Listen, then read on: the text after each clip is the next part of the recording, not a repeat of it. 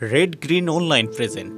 এখন আমরা একটা লক্ষ্য করছি যে ৭১ সালকে একটু পিছনে রাখা, যেটা আমি মনে করি যে আরেকটি ইতিহাস বিকৃতির একটা এটা কোনো নেই, আপনার প্রমাণ নেই, কিন্তু আমার কাছে এটা মনে হয়েছে।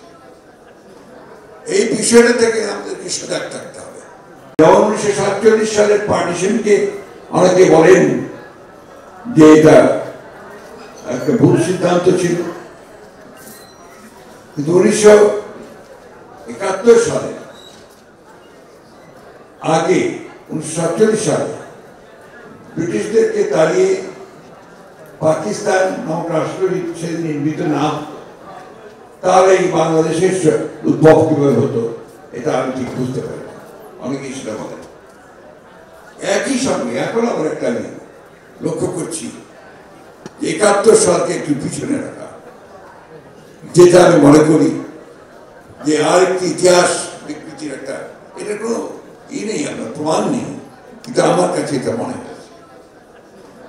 এই বিষয়টা থেকে আমাদেরকে সজাগ থাকতে হবে।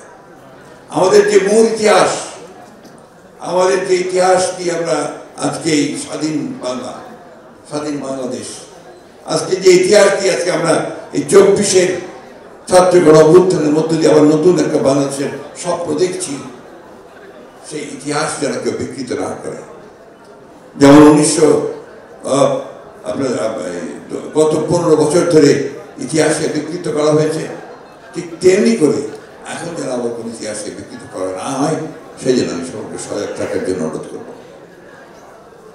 প্রিয় বন্ধুগণ, অতীতের কথা আমরা কেউ শুনতে চাই না, কারণ অতীতের কথা শুনলে মনে হয় যে বোরিং, হয়তো অতীত তো অতীত আছে, কিন্তু এই অতীতের ওপরে কিন্তু আমাদের পাটা দাঁড়িয়ে আছে। আমাদের ভবিষ্যৎকে আমরা দেখতে পাই, বর্তমানটাও সেই অতীতের উপরেই আছে। সেই জন্যই অতীতকে মাঝে মাঝে মনে করা, বিশ্লেষণ করা এবং সেই অতীত থেকে শিক্ষা নেওয়া, এই জিনিসগুলো অত্যন্ত জরুরি। ১৯৭১ সালের এই বুদ্ধিজীবী হত্যা থেকে একটা জিনিস আমাদের শিক্ষা নিতে হবে।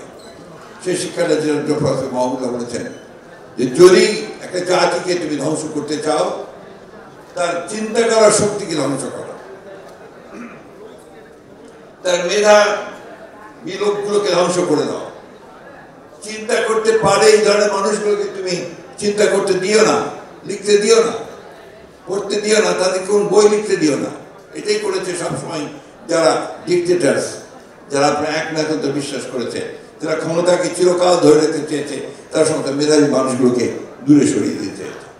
এই বিশেষ প্রতিবেদনটি যদি আপনাদের ভালো লেগে থাকে অথবা উপকৃত হন, তাহলে অবশ্যই এই চ্যানেলটি সাবস্ক্রাইব করুন এবং লাইক, কমেন্ট ও শেয়ার করে রেড গ্রিন অনলাইনের সাথেই থাকুন। Thanks to everyone. Red green online.